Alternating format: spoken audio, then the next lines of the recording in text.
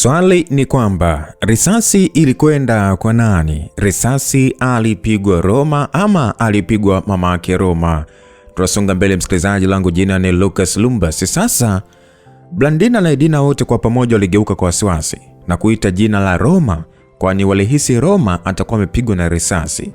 Lakini baada ya kuangalia vizuri kwa ukaribu, Roma alikuwa sawa tu, tena alikuwa akitabasamu.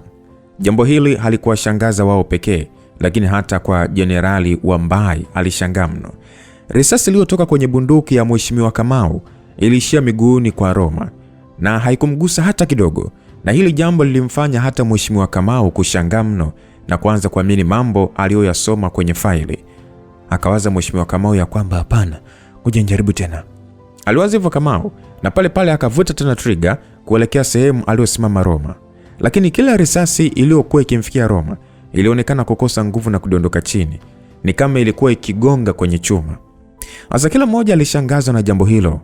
Kwa Edina alikuwa na afadhali, kwani ni mengi mpaka wakati huu ameshashuhudia. Lakini kwa upande wa Blandina alionekana kuwa katika mshangao na kujiuliza swala hilo linawezekana vipi, kwani aliona ni kama movie za Kihindi. Kwa mahesabu yangu naamini risasi zimeshaisha. Mimi huwa sipendi sana kutishiwa amani, lakini pia kunyoshewa bunduki. Lakini hili nitaacha lipite kwa sababu naamini umeishi na mama yangu kwa muda mrefu. Lakini kwa tukio la leo, deni langu mimi na wewe limeisha. Na ikitokea siku nyingine ukitumia silaha juu yangu, basi sitojali mamlaka yako. Aliongea Roma kwa msisitizo. Sasa mkuu wa majeshi akasema kwamba mheshimiwa, tunatakiwa kuondoka sasa hivi. Wazee wanakusubiri ikulu. Aliongea mkuu wa majeshi Wambai, na Kamau kwa hasira alitupa silaha chini na kisha akamwangalia Blandina kwa macho huzuni na kugeuka na kurudi alikoacha gari. Naam, dakika 15 mbele, ndege ya jeshi ilipaa angani kuachukua Roma kuelekea Tanzania. Sasa bwana, ilikuwa ni siku ya pili yake sasa baada ya mama yake Roma kuungana na familia Edina. Nyumba ilionekana kujaa kiasi kwamba hata vyumba vya kulala vilikuwa vishaisha, na hili ilimfanya Bi Wema kulala na Blandina. Jana yake baada ya Blandina kufikishwa nyumbani, furaha ilitawala na ilikuwa ni kama sherehe, kwani Justina alifika Gamboni baada ya kupata taarifa za dada yake kurudi Tanzania. Na kutokana na wawili hao walivyokuwa wamekumbukana kwa muda mrefu, story nyingi sana zilianza. Ile hali ya upweke aliyokuwa nayo Blandina ilikuwa imepotea na alionekana kurudi kwenye hali yake ya kawaida. Alikuwa ashampata mtoto wake na pia ameweza kurudi kwenye taifa lake na kuungana na familia yake. Hivyo alijihisi kuwa mpya na kuwa na furaha ambayo hakuwahi kuwa nayo tokea alipompoteza Dennis ambaye ni Roma. Basi bwana, Bi Wema akasema kwamba misi, nadhani ni muda sahihi wa kuhamia Oysterbay. Nyumba kule ni kubwa kuliko hii, lakini pia itamwezesha Yezi kukaa karibu na chuo. Aliongea Bi Wema. Ilikuwa ni time ya asubuhi, wakati sasa wanafamilia wote wakiwa mezani wakipata kifungua kinywa. Edina alifikiria kidogo baada ya pendekezo hilo, na aliona ni kweli nyumba ya Oysterbay ilikuwa ni kubwa mno kuliko hii ya Gamboni. Upande wa Roma wala hata kujali maongezi hayo. Yeye muda wote alikuwa busy akijipatia chai nzito bila ya kuwa na wasiwasi. Na Blandina hata yeye hakuwa hata akisikiliza maongezi ya Bi Wema, ila macho yake yote yalikuwa ni kwa Roma. Alikuwa akijiuliza maswali mengi juu ya Roma, na mpaka muda huo hakujua ilikuwaje Roma akarudi akiwa hai. Kiufupi hakuwa akifahamu nini kilitokea na alitamani kujua. Lakini hata pale ambapo alipomuuliza Roma kwa ajili ya kumuelezea aliyotokea, Roma alimjibu atamuelezea siku moja. Hivyo ilimfanya sasa Blandina kubakia kuwa na shauku peke yake. Lakini hata hivyo alijikuta moyo wake ukiwa ni wa moto baada ya kumwona mtoto wake kwa ukaribu akifurahia chakula. Wanasema mtoto kwa mama hakui. Na ndivyo ilivyokuwa kwa Blandina.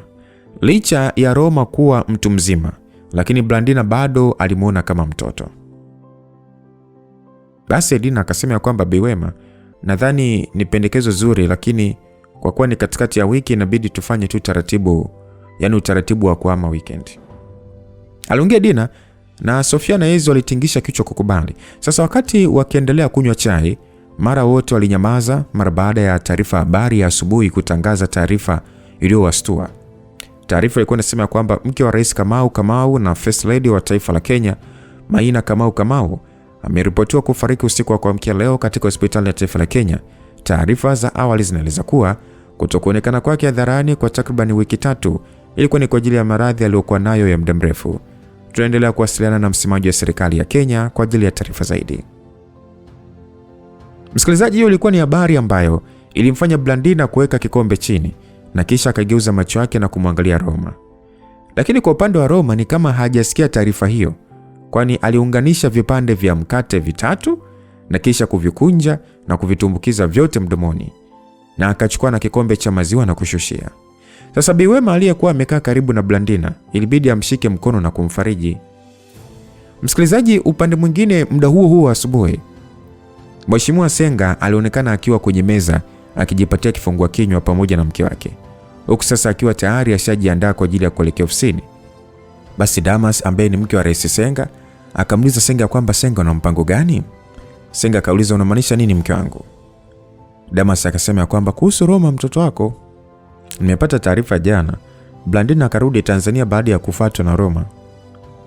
Senga akajibu kwamba nazo hizo taarifa pia, lakini ni swala ambalo mke wangu upaswi kulifikiria kwa sasa. Damas akasema, unamaanisha nini Senga? Roma ni mtoto wako wa kwanza. Umtambue ama usimtambue itabakia kwa hivyo. Nataka kujua msimamo wako katika hili. Aliongea Damas na Rais Senga ilibidi sasa aweke uma chini na kumwangalia mke wake kwa sekunde. Senga akasema kwamba nilishamueleza baba msimamo wangu tayari na hawezi kubadilika. Roma hawezi kuwa mtoto wangu na sitomtambua yeye na mama yake. Washakufa na ajali ya ndege na hao waliojitokeza ni feki. Aliongea Senga huku sasa akiendelea kula na kufanya Damas avute pumzi na kumwangalia mume wake. Damas akasema, lakini baba yako anaonekana kuwa na mipango mingi juu ya Roma. Mimi sitaki swala hili ilete migogoro kwenye familia. Unaweza kaliona tu swala hili kuwa dogo, ila mimi na wasiwasi Senga. Unatakiwa kulifanyia kazi. Senga akasema, Mashley, hivi umepata nini usiku wa leo? Mbona asubuhi yote hii unaanza kumwaza tu Roma? Damas akasema, mimi sina amani kabisa kwenye moyo wangu. Na hisi kuna jambo bali linakuja kutokea kati ya Dennis na Roma. Nimeota ndoto mbaya sana kweli usiku wa jana. Basi Senga akasema kwamba huo ni wasiwasi tu mke wangu. Ndio maana unakupelekea wewe kupata ndoto za aina hiyo. Hupaswi kuwaza sana bwana. Kuhusu Dennis mimi nitahakikisha na msupport kisiasa kwa uwezo wangu wote, hilo lisikusumbue. Familia yetu kwa sasa, yule mzee akifa hakutakuwa na mwingine wa kuiongoza familia yangu zaidi yake. Basi aliongea, lakini kwa Damas ni kama hakuwa akimuelewa kabisa mume wake. Moyo wake ulionekana kutotulia kabisa. Damas akasema kwamba ulinaahidi utamfuatilia Dennis, lakini mpaka leo sioni dalili na sidhani kama ulifanya kama ulivyoahidi.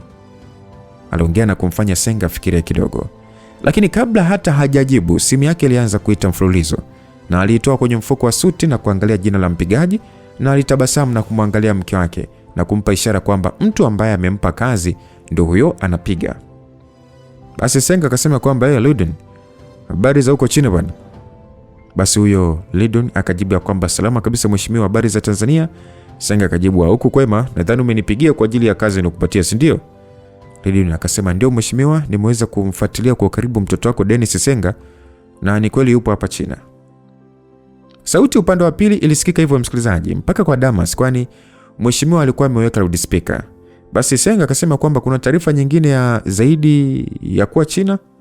Akaambiwa kwamba hakuna taarifa zaidi mheshimiwa, licha wiki 2 zote kutokuonekana kambini, ila mambo mengine anaonekana yupo sawa tu, na jana yake vijana wangu wameweza kumuona akiwa na karibu zaidi na Yanibweni. Basi Senga akasema kwamba hebu kwanza umesema kambini, sijakuelewa vizuri. Akaambiwa namaanisha mheshimiwa, Dennis hakuhudhuria kambini kwa muda wa wiki 2, jambo ambalo sio kaida yake tokea jiunge na kikosi cha mafunzo maalum ya ukomando. Rais Senga alishtuka akasema, ukomando? Rais Senga na mke wake Damas walijikuta wakitamka neno hilo kwa wakati mmoja. Kila mmoja alishangazwa sana. Mheshimiwa Rais Senga hakuwa na taarifa juu ya mtoto wake Dennis kuwa mwanajeshi, na sio kwake tu, hata kwa mke wake Damas hajawahi kupata taarifa wala kufahamu Dennis kama atakuwa ni mwanajeshi. Na jambo hilo liliwashangaza mno, na walishangaa zaidi kusikia Dennis anachukua mafunzo ya komando nchini China. Kwa hiyo ilikuwa ni habari mpya kabisa ya kushtusha, tofauti na vile ambavyo walikuwa wakifahamu. Sasa Senga akasema kwamba Lidon, hebu naomba taarifa kamili ya Dennis. Sijawahi kupewa taarifa ya Dennis kuwa mwanajeshi. Unajua unanichanganya kusema kwamba yupo China kwa ajili ya mafunzo ya komando. Basi Lidun akasema kwamba mheshimiwa, na mimi nipo kwenye mshangao kama wewe tu, kwa hiyo sikujua kama ufahamu swala hili. Senga akasema sifahamu lolote bwana jua hili, na ndio maana nataka taarifa kamili unitumie baada ya masaa mawili. Basi huyo Lidun akasema sawa mheshimiwa, na kutumia taarifa yake baada ya masaa mawili. Aliongea Lidun upande wa pili, na kisha mheshimiwa Senga akakata simu na kumwangalia mke wake ambaye alikuwa kwenye mshtuko wa aina yake. Kabla hata mheshimiwa hajaongea chochote, mke wake alinyanyuka kwa hasira na kukimbilia ndani chumbani, na mheshimiwa alijikuta jasho likimtoka. Aliona kutokufahamu yote hayo ni kutokana na kutokufuatilia kwa ukaribu familia yake, ndio maana imetokea hivyo. Siku zote amekuwa ni mtu wa kuhangaika na yale ambayo yalikuwa yakiendelea ndani ya taifa la Tanzania tu. Na likija swala la watoto wake, yeye alishia kuwapa pesa za kutosha tu, pesa ya kufanya kile watakacho. Lakini kuhusu kuwafuatilia kwa ukaribu, hakuwa akifanya hivyo. Mheshimiwa Senga hata hamu ya kuendelea kupata kifungua kinywa ilikuwa imeshaisha, na alinyanyuka na kuelekea ofisini kwa ajili ya kuendelea majukumu yake. Basi alipofika huko ofisini akamuuliza Kabwe ya kwamba oya Kabwe, kuna jipya gani? Msikilizaji, na huo ndio ulikuwa ni utaratibu wake. Kila atakapofika ofisini, swala la kwanza ni kupata taarifa fupi kutoka kwa Kabwe, kijana ambaye alikuwa akimwaminia kwa uwezo wake wa akili, ambaye alimfanya msaidizi wake aliyekuwa akimwamini kwa asilimia kubwa mpaka kumpatia ukuu wa kitengo cha usalama ndani ya Ikulu. Kabwe akasema kwamba mheshimiwa, kuna habari kutoka Kenya.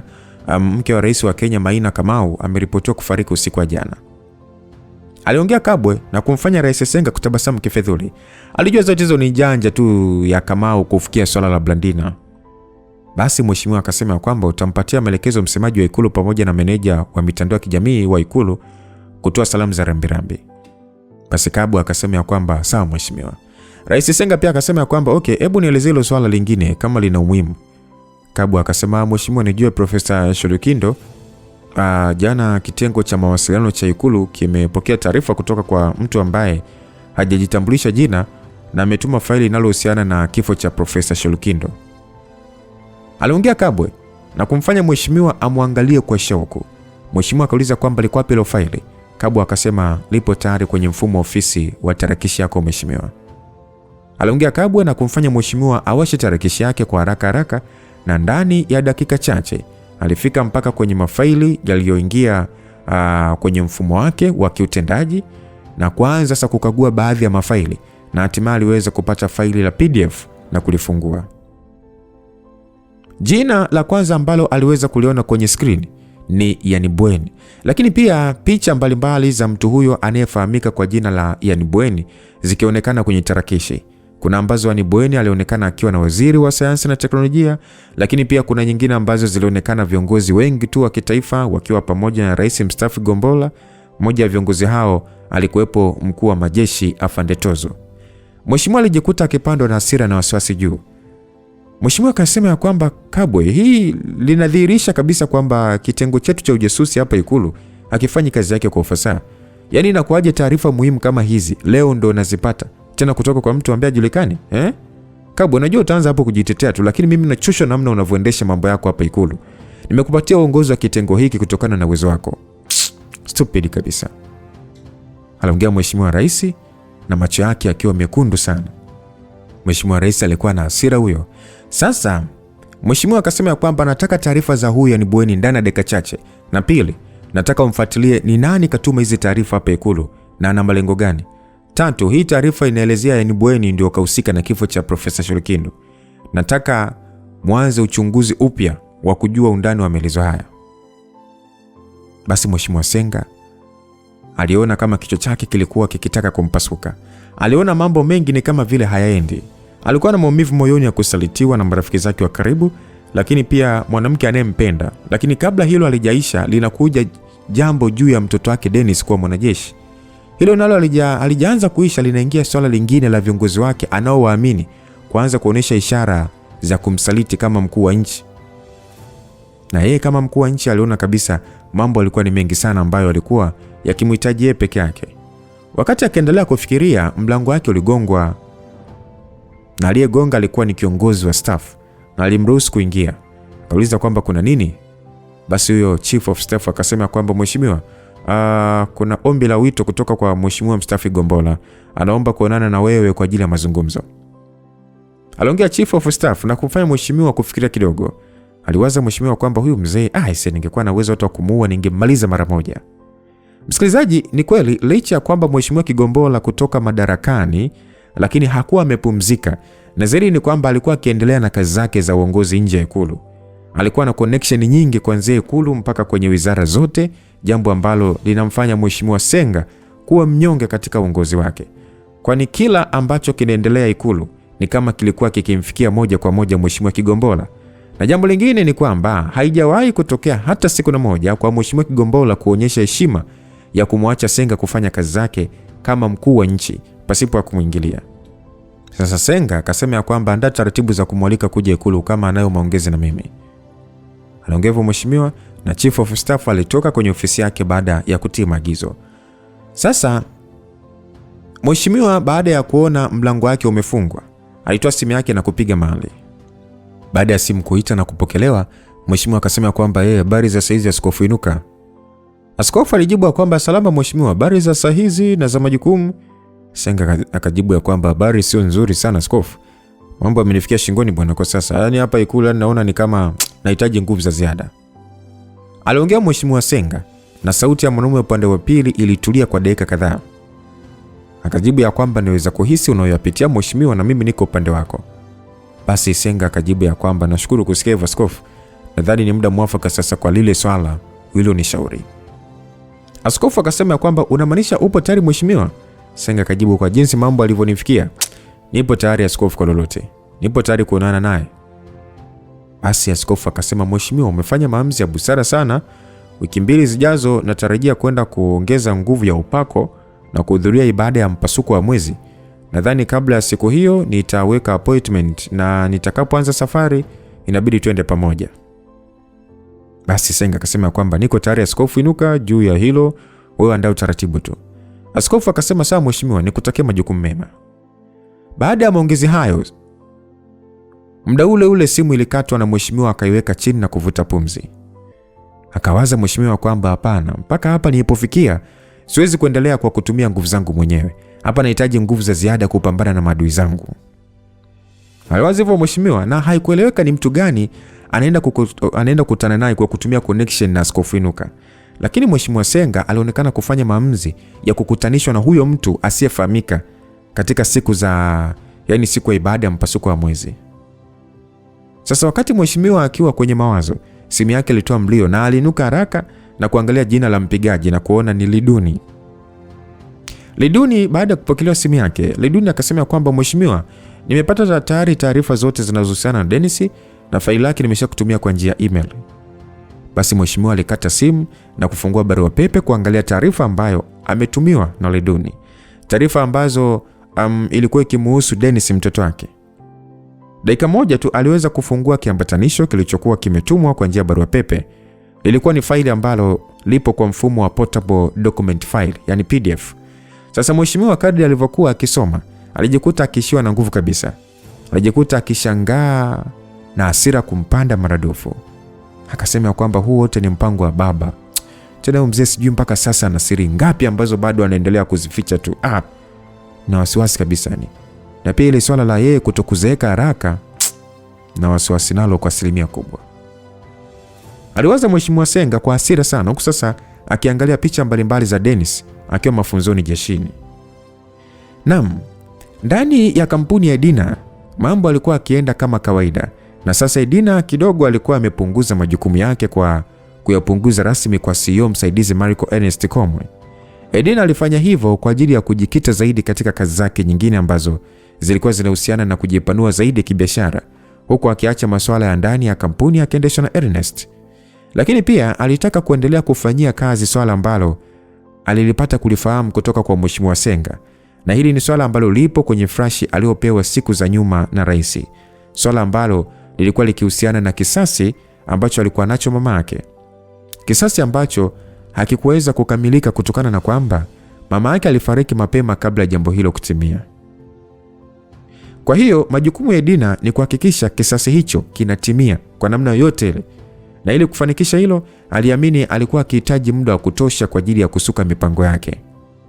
Alikuwa akiamini kuwa ana maadui wengi ambao wanamwangalia kwa kila hatua anayopitia, lakini swala hilo hakuwa tayari kulifanya lipunguze ile ari aliyokuwa nayo juu ya utimilifu wa mpango wake. Sasa asubuhi ya leo, mrembo huyu alikuwa ameketi kwenye kiti chake akiwaza hili na lile.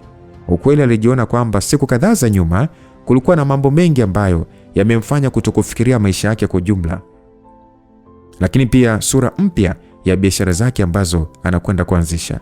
Katika kichwa cha Edina, mawazo yalikuwa ni mengi sana. Kwanza kabisa, alikuwa akiwaza juu ya baba yake mzazi wa damu. Alikuwa akiliwazia hili swala tokea siku ambayo alipata kujua kuwa mzee Adebayo sio baba yake wa damu, na alikuwa akijitahidi tu kujisaulisha. Lakini kadri alivyokuwa akijitahidi, hakuweza kusahau. Alikuwa akimfahamu mama yake mzazi nje ndani. Licha ya kwamba hawakuishi sana wakiwa pamoja kutokana na mama yake kuwa busy na masuala ya kampuni, lakini vile vile kwa upande wake kuwa busy na masomo mpaka pale mama yake kifo kilipomkuta ghafla. Lakini kwa machache ambayo alikuwa akifahamu kutoka kwa mama yake, aliamini baba yake huenda akawa ni mtu ambaye yupo karibu yake kuliko ambavyo anafikiria.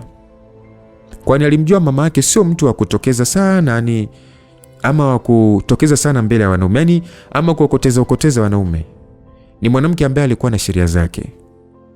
Mtu aliyekuwa akijiita The Protector ni swala ambalo pia alikuwa akilifikiria katika kichwa chake, kwamba huyu Protector ni nani? Kuna hisia zilizokuwa zikimwambia kabisa mtu huyo ni baba yake, lakini alijitahidi sana kupotezea hisia hizo. Lakini licha ya hivyo, hakushindwa kufikiria juu ya mtu huyo, lakini pia juu ya baba yake mzazi. Edina na Roma sasa ni takriban miezi 3 kwenda 4 tokea wafunge ndoa yao ya mkataba, na ni mambo mengi ambayo yameshatokea katikati yao, na mengi yalikuwa ni ya kuogofya sana. Lakini licha ya hivyo, wazo la kuachana na Roma baada ya miezi 6 kuisha aliona ni gumu kutekelezeka.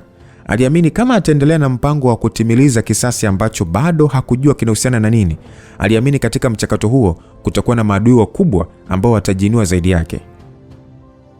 Hivyo sasa anahitaji ulinzi, na mtu pekee ambaye anapaswa kumlinda kwa hali na mali ni Roma peke yake. Katika kufikia sehemu ya mawazo sasa, mrembo huyu alijikuta akianza kukumbuka maisha yake na Roma kuanzia mwanzo mpaka walipofikia. Alihesabu miezi walioishi pamoja, alikumbuka matukio yote kuanzia ya Tanzania mpaka yaliyotokea Paris, na alijikuta mwili wake ukisisimka. Edina akasema ya kwamba Roma kwa sasa shakuwa sehemu ya maisha yangu, na sijui kama tunaweza kuachana hata baada ya miezi 6 mkataba wetu kuisha. Mama yake anaonekana pia kunipenda na anaamini mimi ni mume, yani ni mke halali wa mtoto wake. Nadhani nipaswa kumkubali sasa Roma. Nimkubali tu kama mume wangu kihalali, licha kwamba na wasiwasi na wanawake wake aliokuwa nao, lakini safari ya mapambano ambayo nimeianzisha inanihitaji kuwa naye kwa kila hatua kwa ajili ya kufanikiwa. Lakini hapa siwezi kukubali aendelee kuwa na wanawake wengine, ila hali mimi ndio mke wake kihalali. Kama nitampokea kama mume kamili, jambo la kwanza ni kuhakikisha anaachana na wake zake na kuniangalia mimi tu, alifikiria Edina. Lakini licha ya kuwaza hivyo, alionekana kukosa namna ya kulikamilisha hilo jambo. Sasa upande wa ofisi ya PR, Roma alionekana leo kuhudhuria kazini kama kawaida, na alikuwa akicheza game kama ilivyokuwa kawaida yake.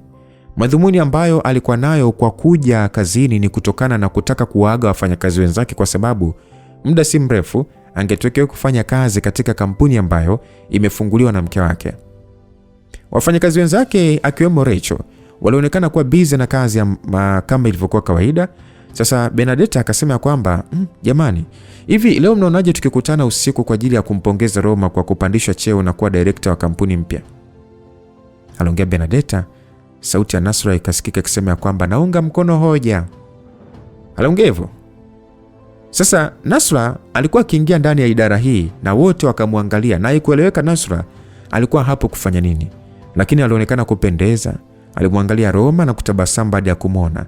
Benedetta akauliza kwamba karibu bwana. Nani anapinga juu ya hili?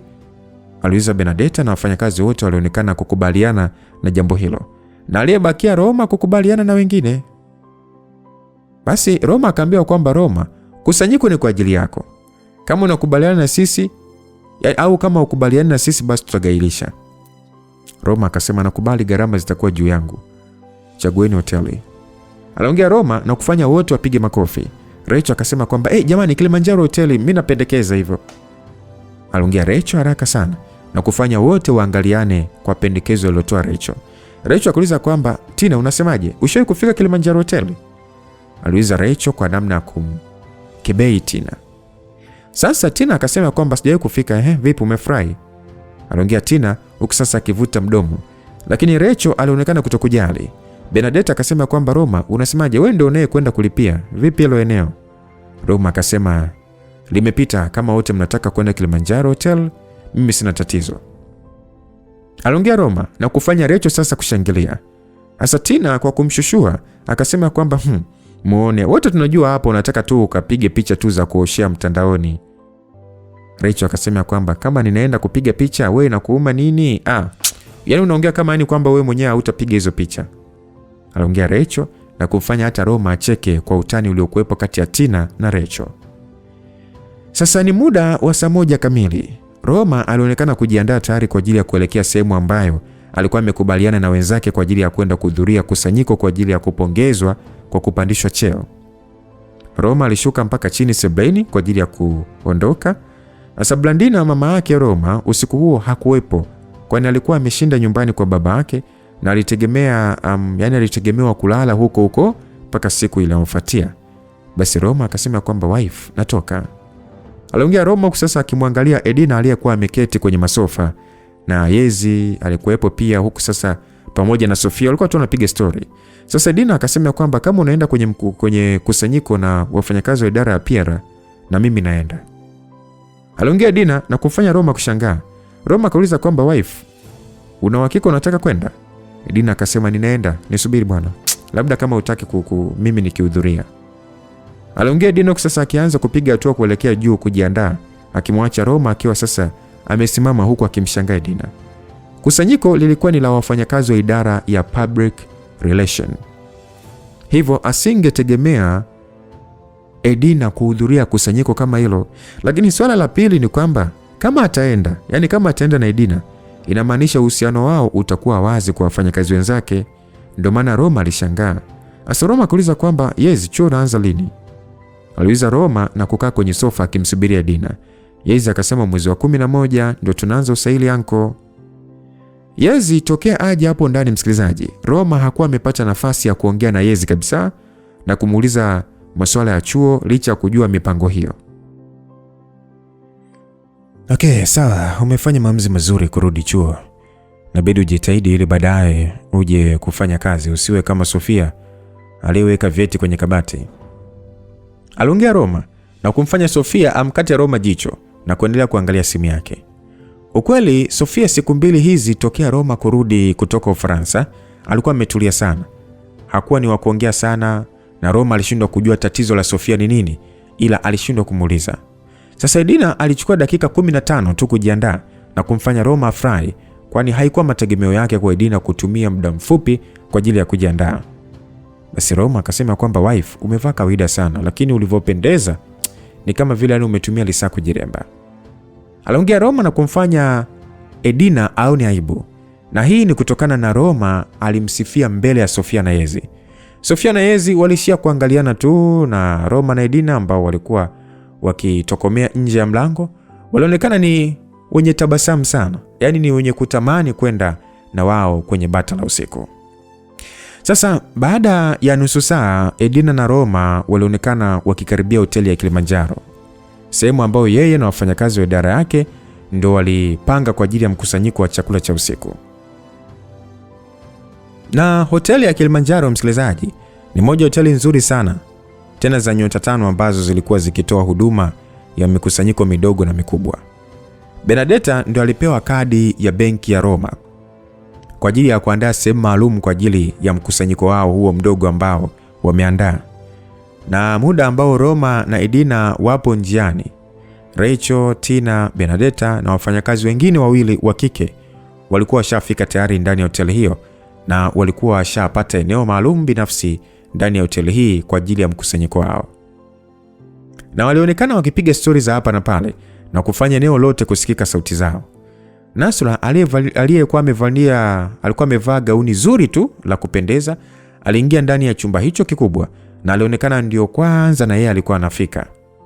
Basi Rachel akasema kwamba jamani, siku zote nawaambiaga Nasra ni mrembo, hebu muangalieni. Aliongea Rachel na kufanya sasa wenzake wote wageuze macho na kumwangalia Nasra, ambaye aliona aibu kwa namna fulani ambavyo alikuwa akisifiwa. Sasa sauti ya kiume kutoka mlangoni ilisikika ikisema ya kwamba jamani, najua na mimi sijaalikwa ila nimehudhuria. Basi ilikuwa ni sauti ya kiume kutoka mlangoni na kuwafanya warembo hawa waliopendeza usiku huu kugeuza macho yao na kumwangalia anayeongea na kufanya kundi lote kukosa utulivu. Alikuwa ni Ernest Comway, CEO msaidizi aliyekuwa ametangulizana na Doris. Of course alikuwa amependeza sana na suti yake hata kwa Doris pia mwenyewe alikuwa amependeza. Basi Ernest akasema kwamba kueni na amani jamani, hili ni kusanyiko tu kama tafrija ndogo, hivyo tusiangaliane kwa vyeo vya kazini, tuweni huru tu. Mimi nimekuja kuungana na ninyi ili tupate kuzoeana, si ndio Nasra? Aliongea Ernest na kumfanya Nasra kutabasamu na kutingisha kichwa, na Ernest alionekana kujiamini kwani alisogea na kwenda kuketi karibu na Benedetta. Na uzuri ni kwamba msikilizaji, meza zilikuwa zimeunganishwa pamoja na viti vilikuwa ni vingi kiasi kwamba hata watu 20 wanaweza kutosha ndani ya hilo eneo. Basi sauti nyingine kutoka mlangoni ilisikika ikisema kwamba hi guys, na kufanya wote wageuke na kuangalia sauti ya mwanamke mrembo aliyekuwa akiingia hapo ndani. Mrembo mwenyewe alikuwa si mwingine bali alikuwa ni Nadia Alfonso, na wote baada ya kumuona walitabasamu. Nasra alikuwa amependeza mno na ni kama amefanya makusudi kuchagua mavazi ambayo yamefanya kupendeza kuliko wengine wote, lakini Nadia Alfonso alikuwa amependeza sana tu. Kusanyiko liliandaliwa na idara ya Public Relation kwa ajili ya kumpongeza Roma kwa ajili ya kupandishwa cheo, lakini wafanyakazi kutoka idara nyingine walihudhuria na haikueleweka taarifa wamezipata vipi. Hasa Nadia akasema kwamba msishangae jamani, hata mimi mwenyewe ni mmoja ya wafanyakazi wa Vexto, hivyo naweza kusema kama ni mhusika kwenye hii taarifa iliyoandaliwa kimya. Aliongea Nadia, alionekana kuwa ni kwenye mudi nzuri mno na ni kama hakuna jambo ambalo limemtokea siku chache nyuma nchini Ufaransa. Basi Doris akasema kwamba jamani, si Edina na yeye yupo njiani kuja kwenye kusanyiko hili. Aliongea Doris na kufanya kila mtu kushangaa. Rachel akauliza kwamba Doris, unamaanisha CEO anakuja? Aliuliza Rachel kama mtu ambaye hajasikia vizuri, na Doris akamjibu kwamba ndio, kanitumia ujumbe yupo njiani. Msikilizaji, sio kwa Rachel tu ambaye alishangazwa na ujio wa bosi Edina hapo ndani, ila kwa kila mtu. Na hii yote ni kwamba tokea Edina apewe kampuni na mama yake hakuwahi kujichanganya na wafanyakazi. Ni baadhi ya wafanyakazi tu wa juu ndio ambao Edina alikuwa akiongea nao, na wafanyakazi wengi wa chini walikuwa wakimkubali na kumuogopa pia kutokana na ukauzi wake. Sasa wakati wafanyakazi hawa wakiendelea kushangaa, waliingia wafanyakazi wengine wa kampuni kutoka idara ya finance waliokuwa sasa chini ya Nasra, na walisalimiana na kwenda kuketi pale. Sasa Nasra akasema kwamba jamani, msishangae, wote hawa wajaja kwa bahati mbaya, nimewalika kwa ambao wanataka kuhudhuria kusanyiko hili la chakula cha usiku kwa idara zote. Hivyo naweza kusema sio kwa ajili ya idara ya PR tu, hata ambao walipaswa kuhudhuria pia ni watu kutoka pia idara zingine zote. Aliongea Nasra na kufanya Benedetta aliyetoa pendekezo hilo aitikie kwa kichwa. Benedetta akasema kwamba umefanya vizuri sana Nasra, wafanyakazi wengine wangeona ni kama tunawatenga. Aliongea Benedetta na kumfanya Nasra kutabasamu kiuvivu tu, huku sasa Rachel na wenzake wakielewa kwa nini hata Nadia na CEO msaidizi wamehudhuria. Sasa Roma na Edina walisimamisha gari ndani ya hoteli na kisha akamrushia mfanyakazi wa hoteli anayehusika na kuongoza magari kwa ajili ya kuegesha gari yake aliyokuja nao, akamrushia funguo. Sasa Edina akiongozana na Roma waliingia ndani ya hoteli hii, huku sasa baadhi ya watu wakimwangalia Edina aliyekuwa amevaa kawaida tu, lakini alionekana kuwa mrembo sivyo kawaida. Jumla ya wafanyakazi 10 wa kampuni ya Vexto ndio waliohudhuria usiku huo, huku sasa wanaume wakiwa ni 3 pekee ambao walikuwa wamehudhuria, yani Ernest Comway na wanaume 2 kutoka idara ya fedha iliyokuwa chini ya Nasra. Dakika chache mbele, zogo lilitulia kimya baada ya Roma na Edina kuingia ndani ya ukumbi na kufanya sasa watu wote macho yawe kwao, na Rachel ndo aliyekuwa wa kwanza kusimama na kumsalimia Edina na kwa jinsi alivyosimama alifanya wenzake watamani kucheka. Basi Bernadette akasema kwamba bosi Edina, karibu sana. Aliongea Bernadette akiwa sasa amesimama pamoja na wafanyakazi wengine wakimpatia heshima yake Edina. Edina akasema kwamba haina haja kusimama bwana kunisalimia. Mimi nipo hapa kwa ajili ya kuchanganyikana na nyie, kwa hiyo ndio ni wasiwasi, hatupo kazini. Aliongea Edina kwa kutabasamu. Roma alicheka akasema kwamba bosi wetu Edina ashasema amekuja kuchanganyikana na sisi, kwa nini mnaendelea kusimama? Aliongea Roma sasa akiwaangalia baadhi ya wafanyakazi waliokuwa wamesimama kasoro Nasra, Doris na Nadia ndio walionekana kuwa kawaida. Wafanyakazi wote ambao hawakuwa wakifahamu mahusiano ya Edina na Roma walionekana kuwa katika mshangao na walishindwa kuelewa kwa nini Roma amekuja pamoja na Edina. Lakini licha hivyo, hakuna ambaye alikuwa tayari kuamini kama Roma na Edina wana mahusiano. Sasa Doris alimwangalia Nasra na kisha akamkonyeza. Na tukio hilo Roma alilishuhudia na aliamini huenda Doris ashamweleza Nasra juu ya mahusiano yake na Edina. Kwani Nasra licha ya kuwa kwenye mshangao, lakini haukuwa umezidi kama ilivyokuwa kwa wafanyakazi wengine. Lakini pia alionyesha ule uso wa kutabasamu tu, japo ulikuwa na kutabasamu, lakini tabasamu lilikuwa limejaliwa wasiwasi sana. Edina alikaribishwa mpaka upande wa kulia kwenye meza hiyo kubwa na kuketi. Ukweli hakuwa amezoea sana kukusanyika na wafanyakazi wake hivyo, so alikosa utulivu kidogo. Kwa upande wa Roma, yeye alienda kukaa karibu na Nasra, huku sasa akimwangalia machoni na kutabasamu, na Nasra alimwangalia Roma kwa hasira sana. Asa Nasra akauliza kwamba kwa nini hukuniambia mapema kama Edina ni mke wako? Unajua ni kwa jinsi gani nilivyojisikia baada ya kujua ukweli kupitia Doris? Naona hata kumwangalia Edina usoni na jinsi msaliti. Aliuliza Nasra kwa sauti ya chini wakati Edina akiwa busy kuongea na Doris. Roma naye akamjibu ya kwamba unahisi aibu ya nini sasa? Hata hivyo hujawahi kuniuliza kuhusu mke wangu. Basi Nasra akasema kwamba hivi wewe unachukulia rahisi sana baadhi ya mambo Roma, si ndio? Ningejua mapema mimi nisingekusogelea kabisa. Mimi najisikia vibaya kila ninapokuwaza namna nilivyomwambia juu ya wewe kunisindikiza kwenda nyumbani kwetu. Msikilizaji, ukweli ni kwamba muda wa mchana baada ya Nasra kupendekeza swala la kukusanyika usiku kwa ajili ya chakula, Nasra alienda moja kwa moja mpaka ndani ya ofisi ya Doris kwa ajili ya kumuelezea juu ya jambo hilo. Doris akasema kwamba na mimi nitahudhuria Nasra. Nasra akasema lakini nafikiria itakuwa ni vibaya sana kama tutahusisha idara ya PR pekee. Doris akauliza kwamba kwa hiyo unashauri nini? Nasra akasema mimi nataka kutangazia baadhi ya idara kupitia grupu za WhatsApp. Kwambia atapenda kuhudhuria basi anakaribishwa. Aliongea Nasra. Sasa Doris akasema kwamba ni sawa tu bwana, kama utafanya hivyo ni sawa, naona pia sio mbaya. Basi Nasra akasema kwamba mimi hapa sasa nitawaambia na bosi Edina kama atapenda kuhudhuria pia. Aliongea Nasra na kumfanya Doris kuwaza kidogo. Sasa Doris akasema kwamba hivi Nasra, unafahamu uhusiano wa Roma na Edina? Aliuza Doris na kufanya moyo wa Nasra upige kwa nguvu. Ni kama akili yake ilianza kufikiria baadhi ya mambo. Ukweli siku kadhaa nyuma aliweza kufikiria swala la Roma kupandishwa haraka cheo. Lakini pia namna ambavyo Roma aliweza kusafiri na Edina mpaka pande za Paris. Hili swala lilimpatia maswali mengi, lakini licha hivyo moyo wake ulishindwa kabisa kukubali kama kuwa kuna mahusiano kati ya Roma na Edina. Alijipa sababu kadhaa kwenye kichwa chake, sababu ambazo zilimwaminisha kwa asilimia kubwa kwamba hakuna mahusiano yoyote kati ya Edina na Roma. Na sababu kubwa ni kwa namna ambavyo alikuwa akimfahamu Edina. Licha ya kwamba hawakuwa marafiki wa karibu kiasi cha kuambiana baadhi ya mambo binafsi, lakini Edina alikuwa akimfahamu vizuri tu misimamo yake, hivyo ingekuwa ni ngumu sana kwa Roma kuteka moyo wa Edina. Lakini hata hivyo, siku zote pia Nasra alikuwa akiwaza kuhusu mume wa Edina. Alikuwa na taarifa za Edina kufunga ndoa, lakini hakuwahi kujiuliza juu ya mwanaume ambaye amefunga naye ndoa. Na alitegemea siku yote tu angeweza kumfahamu. Sasa Nasra kwa wasiwasi akauliza kwamba unataka kusema nini Doris?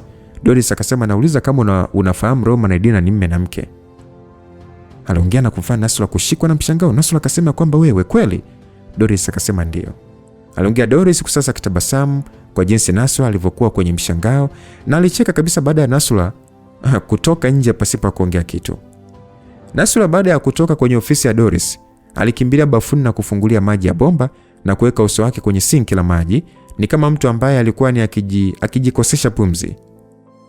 Na alijifunika na maji kwa dakika moja mpaka kuinua kichwa chake kusasa akiema kwa nguvu sana na kujiongelesha kwamba isee Roma, kwa nini ukuniambia mapema? Sijui Edina anafahamu uhusiano ndio kwa nao na Roma. Nasra alijiuliza hivyo na kisha akasema kwamba Edina, kwa nini kuniambia mapema kuhusu Roma kuwa ni mume wako? Unajua ni makosa gani nimefanya kutembea na mmeo? Sasa nitamwangalia vipi Rahel mama yako jamani? Wote ni makosa yangu, nisitakiwa kujilaumu tena juu ya jambo hili. Hapa natakiwa kumwomba Edina msamaha na nitakaa mbali na mume wake. Aliongea Nasra akiwa bafuni peke yake kama chizi tu. Mrembo huyu alionekana ni kama amechanganyikiwa. Kuna sehemu katika moyo wake ilikuwa ikimlaumu Roma kwa kutokumwambia, lakini pia kuna sehemu ambayo ilikuwa ikimlaumu Edina kwa kumtambulisha Roma kwake. Lakini pia kuna sehemu ambayo alikuwa akijilaumu yeye mwenyewe kwa kutokuweza kuunganisha hata nukta kwa kile kilichokuwa kiendelea ndani ya kampuni. Alijiambia kama angekuwa ni mtu wa kusoma alama, basi asingeshindwa kufahamu mahusiano ya Roma na Edina. Alikumbuka baadhi ya mambo kadhaa tokea Roma afike ndani ya kampuni. Nasra akawaza kwamba hapana, hapa ninaenda kumwomba Edina msamaha. Edina ni mkimya sana, huenda siku zote anajua uhusiano wangu na Roma, ila ameamua kwa kimya.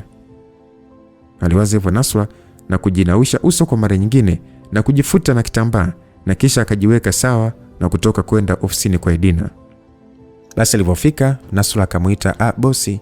Aliita Nasra kwa sauti ya kinyonge sana, huku sasa akiingia ndani ya ofisi ya Edina. Alimwangalia bosi wake alivyokuwa busy na kazi na kujiuliza Edina ni mwanamke wa aina gani kwa kuweza kukaa na siri moyoni mwake kiasi kwamba yani anashindwa hata kumuelezea kuhusu Roma. Basi Edina akasema kwamba vipi Nasra? Mbona unaonekana yani kuwa na wasiwasi? Sio kawaida yako.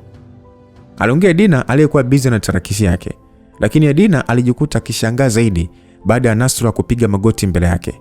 Nasra akasema kwamba Edina, naomba unisamehe. Sikufahamu kuhusu Roma. Sikufahamu kabisa kuhusu Roma na wewe. Nasra alishindwa kuendelea kuongea na alijikuta akitokwa na machozi pale pale na kuanza kulia kwa kwikwi, na mpango hapo Edina alikuwa ashaufahamu Nasra alichokuwa kimaanisha. Hakujua Nasra amefahamu vipi kuhusu uhusiano wake na Roma. Asa Edina akauliza kwamba Nasra, kwa hiyo unakiri mahusiano wako na Roma au unataka msamaha? Aliuliza Edina huku akimwangalia Nasra aliyekuwa na machozi mengi. Nasra akasema kwamba Edina, sikufahamu. Naona aibu mimi hata ya kukuomba msamaha, sikujua hilo.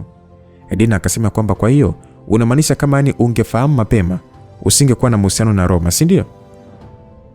Aliuliza Edina kwa sauti kavu. Mrembo huyu alikuwa akifikiria swala la Roma na michepuko yake masaa kadhaa yaliyopita, ila hakujua moja ya mchepuko utakuja kumpigia magoti muda huo. Nasra licha ya kuuliza swali hilo na Edina, ila alishindwa kujibu kabisa. Angefahamu Edina na Roma wana mahusiano ya ndoa, je, angeweza kuzishinda hisia zake juu ya Roma? Sasa Edina akasema kwamba Nasra, ngoja nikwambie kitu. Unashindwa kujibu hili swali kwa sababu haupo na Roma kwenye mahusiano, kwa sababu ya kutokufahamu ukweli juu ya mahusiano yangu na yeye. Ila kwa sababu ulifanya chaguo la kuwa naye, si mbaya. Sio mbaya. Alafu kwani kabla yote hukufahamu kama Roma ameoa? Aliuliza Edina, na Nasra swali hilo lilimkamata virivo. Ni kweli kabla kujihusisha na Roma alikuwa akifahamu kabisa Roma na nini ana mke. Edina akasema kwamba umeona sasa? Edina aliongea hivyo sasa tabasamu lile la hasira. Edina akasema kwamba Nasra, kama uliamua kuwa kwenye mahusiano na Roma ili hali unajua kabisa ameoa, basi haina haja ya kupiga magoti na kuomba msamaha. Yaani mimi naweza nikasema kwamba sina neno la kuongea juu ya hili kabisa. Japo sijui sababu halisi ya kuonana na yule mwanaume, lakini kwangu mimi sijui namna ya kumzuia kutokuwa na wanawake wengine. Nasra, nenda kaendelea majukumu yako. Haina haja ya kuomba msamaha. Aliongea Edina kwa ukauzu na kisha sasa akageukia tarakishi yake na kuendelea na alichokuwa akifanya. Na kwa Nasra hakuona haja ya kuendelea kupiga magoti. Maneno yote aliyoongea Edina yalionekana kuwa ya ukweli kabisa. Nasra akaanza kwamba ni kweli Edina yupo sahihi. Hapa sitakiwi kuomba msamaha kwa jambo hili. Mimi ndo niliyofanya maamuzi ya kutembea na Roma wakati nikijua fika kuwa alikuwa ni mume wa mtu. Haijalishi huyo mwanamke ni Edina au mwanamke mwingine, ni vile vile tu. Kama nilikuwa naheshimu ndoa yake, nisingetembea naye. Nasra, ukweli mimi nilipogundua mahusiano yako na Roma, mimi sikuweza kuwa na furaha. Na sidhani kama ingekuwa kwangu tu, kwa mwanamke yote asingependa kuona mwanamume wake kutembea na kila mwanamke, lakini mimi siwezi kukufokea wala kukulaumu juu ya hili. Naamini Roma akakubali kuwa na wewe katika mahusiano kutokana na vitu ambavyo hapati kutoka kwangu. hivyo sio kosa lako, na mimi sitaki swala hili liingiliane na masuala ya kazi. Nenda kaendelea na majukumu yako ya kazi. Aliongea Dina, na Nasra alijisikia kuumia moyoni, lakini alishindwa kuongea lolote na kutoka nje ofisi hiyo. Sasa haikueleweka Dina alifahamu vipi juu ya kusanyiko ambalo limeandaliwa na idara ya PR, lakini alionekana kuwa na mpango wa kuhudhuria tokea mchana. Kwa upande wa Nasra, maneno ya Dina yalikuwa kijirudia kwenye akili yake, lakini alishindwa kujua cha kufanya kwa wakati huo. Kuna moyo ulikuwa unamwambia kuwa aachane na Roma, lakini pia kuna upande ambao ulikuwa ukimwambia aendelee na Roma, na alishindwa kuchukua maamuzi kwa muda huo. Alishindwa kabisa kuchukua maamuzi. Aliona tu ngoja aliweke swala hilo kiporo mpaka muda ambao anafika ndani ya hoteli ya Kilimanjaro kwa ajili ya kusanyiko.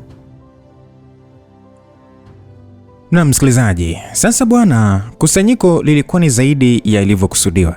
Kwa licha ya kwamba sababu kubwa ilikuwa ni kwa ajili ya kumpongeza Roma kwa ajili ya kupanda cheo, lakini wafanyakazi walionekana kufurahia pamoja na kufanya ukaribu wao kuongezeka, hususan kwa wafanyakazi na bosi wao Dina, kwani siku zote walikuwa wakimuona kwa mbali sana.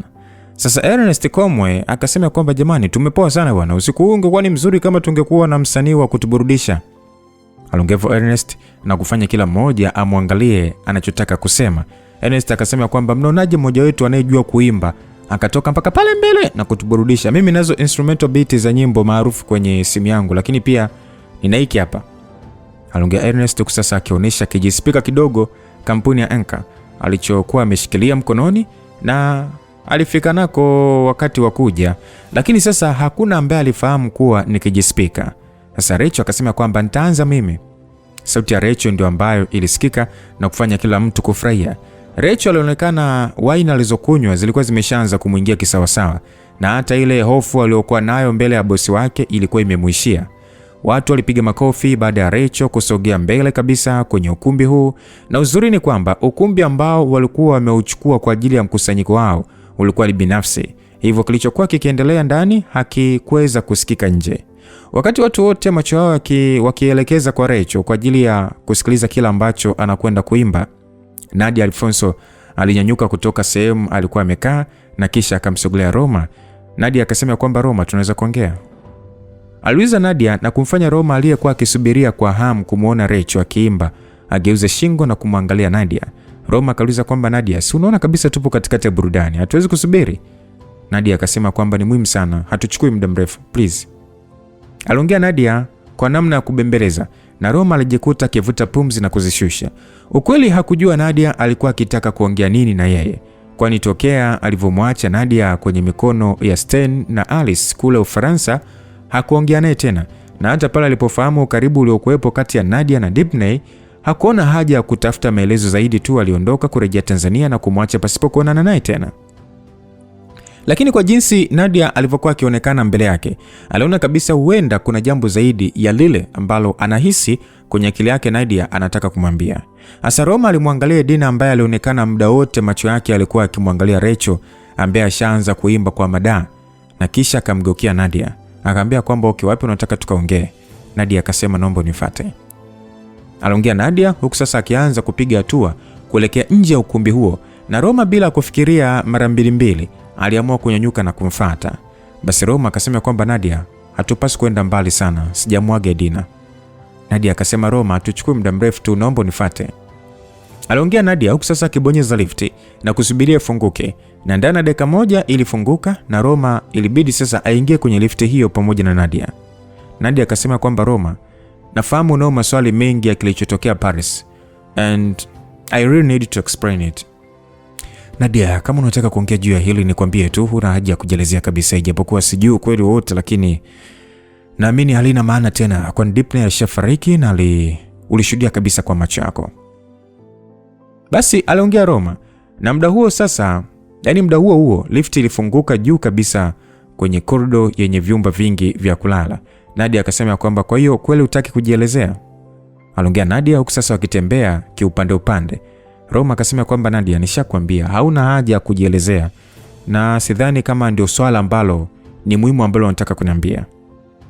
Nadia akasema kwamba ndio kuna swala lingine la muhimu, ila najisi uhitaji wa kujielezea, natumaini utanipatia nafasi. But I need you to see the reason. aliongea Nadia, na muda huu alikuwa sasa washafika kwenye mlango wa chumba namba 117. Ndani ya hoteli hii Nadia alitoa kadi yake kwenye mkoba wake na kuchomeka kwa kutumia mkono wa kushoto. Ndio, Nadia alikuwa akitumia mkono wa kushoto hata kwenye masuala ya kuandika, na mkono wake wa kulia haukuwa na nguvu kabisa. Baada ya mlango kufunguka, Nadia alimpatia ishara Roma kuingia. Na Roma ni mtu ambaye alikuwa akijiamini sana na hakusitasita, kwani aliingia na akafuata Nadia. Ni chumba ambacho kiko bomba sana kwa sababu ile sea view ilikuwa inaonekana vizuri sana, na Roma alipendezwa na mpangilio na uzuri wa chumba hicho. Mbele kabisa chumba hiki alionekana mwanamke ambaye alikuwa amevalia taulo akiwa amesimama akiangalia upande wa baharini. Alikuwa ni mwanamke wa kizungu, na kwa haraka Roma kwa kuangalia nywele zake aligundua kabisa mwanamke aliyekuwa mbele yake alikuwa si chini ya miaka 65 kiumri. Nadia akasema kwamba Madam, Roma has arrived. Aliongea Nadia kwa Kiingereza, na Roma alienda moja kwa moja kukaa kwenye masofa huku akimwangalia mwanamke aliyekuwa mbele yake akisubiria ageuke amuone. Sasa yule mwanamke akasema kwamba thank you Nadia for this. Now we can talk. Aliongea mwanamke kwa sauti yake akituzima na akageuka na kisha akatembea kwa kujiamini na kumsogelea Roma. Yule mwanamke akasema kwamba Mr. Roma, naitwa Joyce Donald, naomba nitangulize radhi kwa kuingilia ratiba yako siku. Aliongea mwanamke wa kizungu huku sasa akinyoosha mkono kumpatia Roma kama salamu. Lakini Roma hakupokea. Joyce, umeingilia ratiba zangu siku huu, lakini siwezi kuendelea kupoteza muda kama utaendelea kujitambulisha kwangu kwa jina feki na sura bandia. Aliongea Roma kwa pasipo kubadili muonekano wake na kumfanya Joyce kushangaa kidogo na kisha katabasamu. Yule mwanamke akasema kwamba hakika wewe ni Hades mwenye kusikika na sifa nyingi. Sikuweza kudhania unaweza kunitambua kwa sura bandia ili hali ni mara yetu ya kwanza kuonana. Tafadhali, naomba uniwe radhi na nitajitambulisha kwa majina yangu halisi. Aliongea kwa Kiingereza huku sasa akiketi na kukunja nne kwenye sofa na kumfanya hadi sasa ni kama mapaja yake aweze kuwa wazi kutokana na kuvaa taulo tu, lakini kwake hakuona shida. Upande wa kule ukumbini, licha ya kwamba Edina alikuwa busy akimwangalia Rachel aliyekuwa akiimba, lakini wakati Nadia alivyonyanyuka na kumsogelea Roma, aliona kitendo hicho. Na hata wakati wanatoka pia aliona. Na Edina baada ya kupita kama dakika 4 hivi za Roma na Nadia kutoka, na yeye alinyanyuka na kusogelea mlango wa kutokea na kufanya sasa baadhi ya wafanyakazi wamwangalie. Lakini hawakujali, kwani waliamini huenda Edina anaenda maliwatoni. Edina baada ya kutoka nje kabisa alikumbana na korido ndefu ambayo haikuonekana kuwa na mtu anayefanana na Roma wala Nadia. Alijiuliza Roma ameelekea wapi? Ukweli hali ya wivu ilimuingia baada ya kumuona Nadia akitoka na Roma. Hivyo aliamini huenda kuna jambo la kishenzi ambalo Nadia na Roma walikuwa wakipanga kulifanya, na ndio maana alitoka kwa ajili ya kuangalia usalama wa mume wake. Lakini sasa anajikuta kuwa na wasiwasi zaidi baada ya kutokumuona Roma ndani ya hilo eneo. Baada ya kuangalia kulia na kushoto pasipo kuona dalili ya Roma, alianza kupiga hatua kuelekea upande wa lifti, na haikueleweka alikuwa akipanga kufanya nini, lakini alienda na akabonyeza kitufe na lifti ilionekana kutokuwa na mtu, kwani ilifunguka na aliingia. Edina aliwaza ya kwamba si Roma, umeelekea wapi ni yule mwanamke? Aliwaza Edina huku sasa hasira na wivu vikianza kutembelea moyo wake. Edina hakuwa tayari kumuona Roma akiongeza mchepuko mwingine, na ndio maana mpango wake wa kuja kwenye hilo kusanyiko nje ya utaratibu wake ni kumchunga Roma. Lakini muda huo alijikuta akiwa amepigwa chenga. Basi lifti iligonga kengele kuashiria inafunguka eneo la ground floor, na Edina aliangalia mbele baada ya mlango kuachiana, lakini alijikuta akishangaa baada ya kumuona mwanaume aliyekuwa mbele yake. Sauti ya mwanaume nzito ilisikika mbele ya Edina ilisema kwamba Edina, oh, how unfortunate. Aliongea hivyo. Basi turudi huko upande wa Roma msikilizaji. Yule mwanamke alimwambia kwamba kwa majina yangu halisi niliyozaliwa nayo na niliyoacha kuwatumia kwa miaka mingi ni haya. Aliongea hivyo huyo mwanamke aliyekuwa mbele ya Roma na kisha kuvuta pumzi. Hata kwa upande wa Nadia alionekana kushangaa, kwani mwanamke aliyekuwa mbele yake alikuwa akimfahamu kwa jina la Joyce. Lakini pia kuweza kufahamu mwanamke aliyekuwa mbele yake alikuwa amevaa sura bandia. Yule mwanamke akajitambulisha akasema kwamba naitwa Melissa Louise, veteran undercover agent with Redstone. Mwanamke huyo alijitambulisha kwa jina la Melissa Louise, akijeleza kama alikuwa ni agent kutoka shirika la kijasusi la Dhoruba Nyekundu. Asa Roma alishangazwa na utambulisho huo na alijiuliza kwa nini agent wa zamani wa kitengo cha Dhoruba Nyekundu akataka kuonana naye, lakini pia kuwa na mahusiano na Nadia. Endelea kuongea Miss Melissa. Kwa nini agent wa zamani wa Dhoruba Nyekundu unataka kuonana mimi kwa siri? Basi yule mwanamke akajibu ya kwamba mpaka hapa Mr. Roma, nadhani utakuwa umeelewa aina mazungumzo ambayo ninakwenda kuzungumza na wewe pamoja na Nadia hapa. Ni mazungumzo muhimu sana na huenda pia kuwa ni hatari, lakini hakuna haja ya kuwaza juu ya hili, kwani swala hili nishalichukulia tahadhari na mazungumzo yetu yataendelea kwa namna ya siri sana.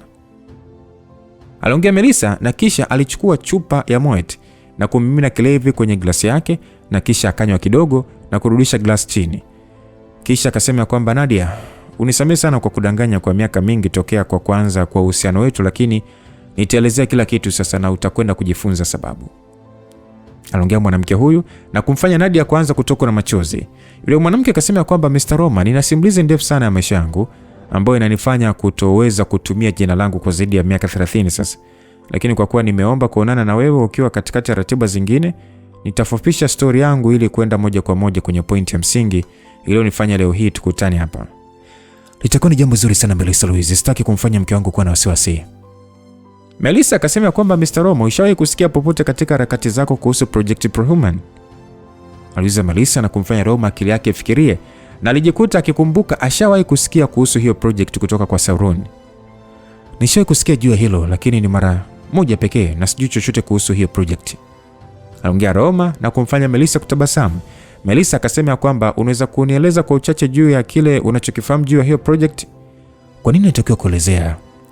Kwa sababu historia yote ya maisha yangu inahusiana na hiyo project. Kwa hiyo unavyoniona leo hii kwa kutumia sura yangu hii ya bandia na jina la bandia, lakini pia kuishi kwa kujificha miaka mingi ni kutokana na hiyo project. Okay. How far do you know about me? Aliuliza Roma na Melissa alitabasamu. You are Hades, Pluto, Agent 13, King from Island of Death, first woman to reach master level of Hongmen scripture power, founder of Mercenary Group, the Eagles. That is less I know about you. Yule mwanamke alijibu hivyo kwamba yeye anamfahamu kama Hades, Pluto ni Agent 13, mfalme kutoka visiwa vya wafu, sijui ni binadamu wa kwanza kufikia ngazi ya juu ya nguvu za kimaandiko kutoka Hongmen, lakini pia ni mmiliki wa kundi la Mercenary la the Eagles. Kwa hiyo ndivyo alizungumza hivyo Melissa kwa namna ambavyo anamjua Roma. Unaonekana kujua mambo mengi kuhusu mimi, sio mbaya. Unaonekana ulikuwa ni afisa mzuri sana ndani ya Dhoruba Nyekundu. Basi yule mwanamke akasema asante sana Pluto kwa kuweza kutambua hilo. Aliongea Melissa na kisha alisimama na kutoa heshima mbele ya Roma na kumfanya Nadia kushangaa kwa kila neno ambalo amelisikia. Sasa Roma akasema kwamba nadhani tuende moja kwa moja kwenye mazungumzo. Mimi sitaki kutumia muda mwingi ndani ya hiki chumba.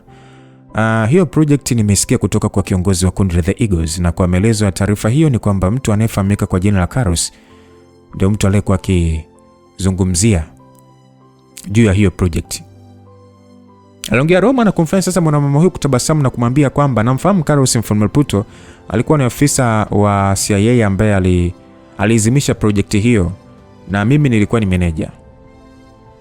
Aliongea Melissa na kumfanya Roma aanze kuvutiwa na mwongezi, ila kwa upande wa Nadia alizidi kushangaa. Roma akauliza kwamba unachotaka kusema ni nini Melissa? Aliuliza Roma na kumfanya Melissa Louise kuvuta kumbukumbu. Msikilizaji, unaposikia Dhoruba Nyekundu ni kwamba ni shirika la kijasusi la pamoja. Nikimaanisha kwamba ni shirika ambalo limeundwa kwa umoja wa mashirika makubwa ya kijasusi duniani ya nchi 20 zenye nguvu kasoro Urusi pekee. Shirika hili lipo chini ya taasisi ya siri ya Zeros Organization. Kama ilivyo kwa Zeros kuwa taasisi ya siri sana duniani, ndivyo ilivyo kwa shirika hili la Dhoruba Nyekundu kuwa la siri vile vile. Japo sio kwa vyombo vingi vya usalama kufahamu kwa undani kuhusu shirika hili, lakini jina hili haliwezi kuwa geni kwenye masikio ya wengi.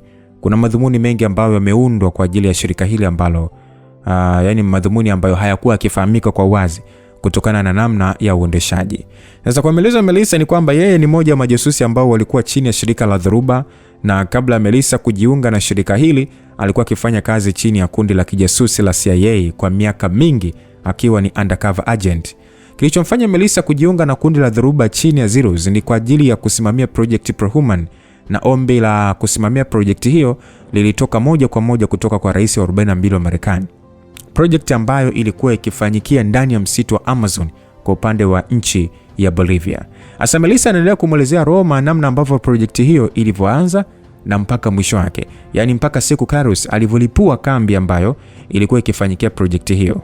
Anaendelea kusema ya kwamba licha ya kwamba alikuwa akisimamia projekti hiyo, lakini hakuwa na maelezo ya kila ambacho kilikuwa kikiendelea ndani ya maabara, na hiyo ni kutokana na kwamba wanasayansi waliokuwa wakifanya kazi hiyo hawakuwa tayari kuongea chochote mpaka miezi kadhaa mbele alipoweza kujua kile ambacho kilikuwa kikiendelea. Basi Roma akauliza kwamba ilikuwa inahusu nini hiyo project. Melissa akajibu ya kwamba kwa maelezo aliyopata, project hiyo ilikuwa ikihusisha watoto wadogo kudungwa na sindano za virusi. Roma akauliza virusi vya aina gani? Melissa akajibu sina uelewa mkubwa juu ya virusi hivyo, lakini ninachojua ni kwamba ni virusi ambavyo vilikuwa vimepewa jina la AL, na mtu aliyehusika katika kutengeneza virusi hivyo ni mwanasayansi mmoja anayefahamika kwa jina la Banos.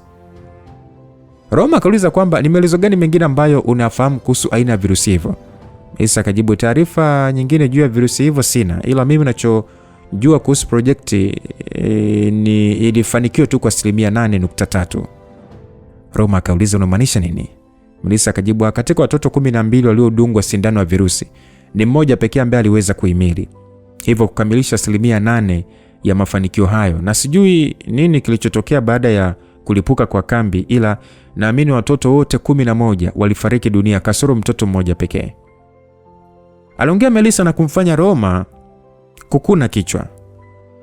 Okay, sasa kabla tujaendelea na kilichotokea, nataka kwanza unielezeni kwa namna gani uliweza kupona kwenye mlipuko. Kwa jinsi ulivyoelezea, siamini kabisa mtu wa kawaida unaweza ukaepuka mlipuko kwa sekunde ambazo umepewa kujiokoa, labda kama ulikuwa na nguvu za ziada. Aliongea Roma na kumfanya Melissa kutabasamu na kisha akasema kwamba ni kweli nisingeweza kupona kwa uwezo wangu wa kibinadamu. Aliongea hivyo na kisha akasimama na kufungua mkanda wa taulo ambalo kalivaa na kisha akaliachia likadondoka chini na akabakia uchi, kitendo ambacho kilimfanya hata Nadia kushindwa kuelewa anataka kufanya nini. Melissa baada ya kuwa uchi aliweka mguu wake kwenye sofa kwa kujipanua na kisha alimpatia ishara Roma kuangalia, na Roma alijikuta akishangaa baada ya kuona tattoo ambayo alikuwa akifahamu. Roma akauliza kwamba umeipataje kwenye mwili wako? Aliuliza Roma kwa mshangao, na hata Nadia ambaye alikuwa akiwaza ni jambo gani ambalo Melissa anataka kufanya sekunde kadhaa nyuma alishangazwa na aina hiyo ya tattoo, kwani hakuwahi kuiona popote na ilionekana sio ya kawaida. Asa Melissa alitabasamu na kisha alivaa upya taulo lake na kuketi chini na kumwangalia Roma. Melissa akasema kwamba nikitaka kujibu swali lako la kwanza, nitakujibu kwamba kutokana na aina mlipuko wa mabomu ambayo yalikuwa yametegwa ndani ya kambi ya Project Prohuman, ilikuwa ni ngumu sana kwa mimi kuokoka kwenye ule mlipuko.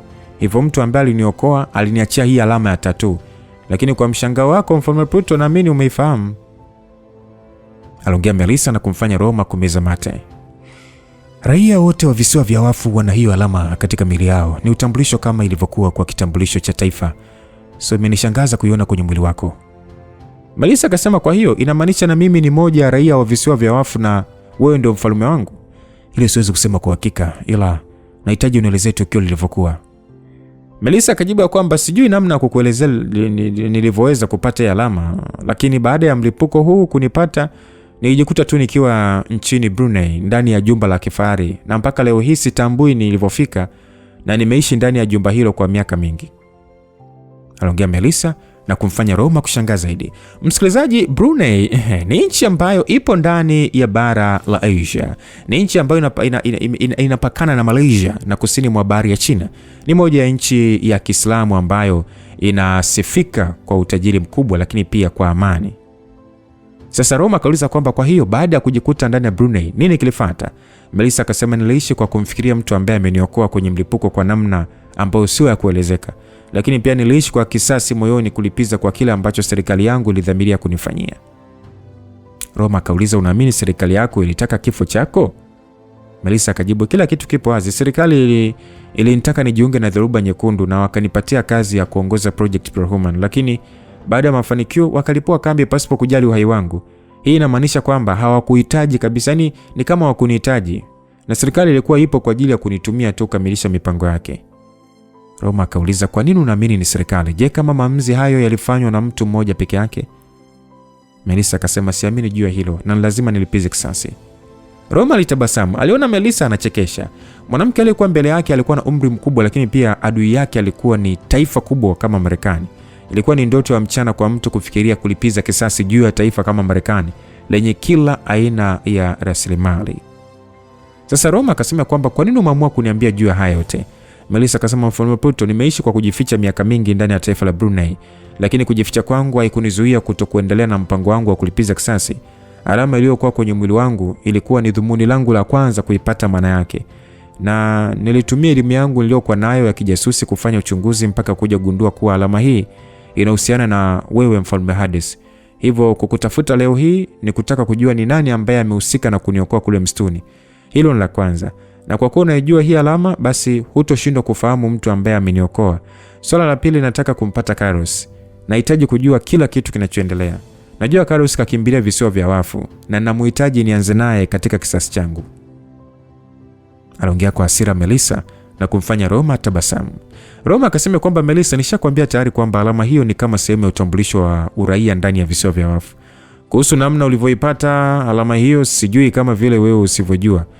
Kuhusu kisasi chako pia nadhani swala ambalo ni kama alinihusu kabisa.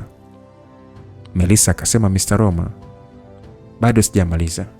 Roma akasema kwamba Melissa, umeniambia kwamba shida yako kubwa ilikuwa ni kutambua hiyo alama ina maana gani katika mwili wako. Na ndio maana ukaamua kuelezea historia yako. Hitajio lako nishalikamilisha, mimi na wewe hatuna deni.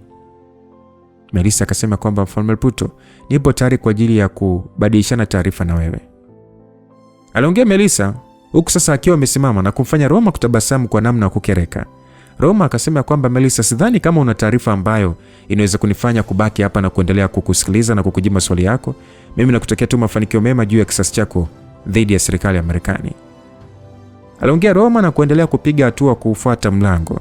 Sasa Melissa akasema kwamba Mfalme Pluto, nadhani umekutana na mwanamke anayejitambulisha ama aliyejitambulisha kwa jina la Zoe Kovac.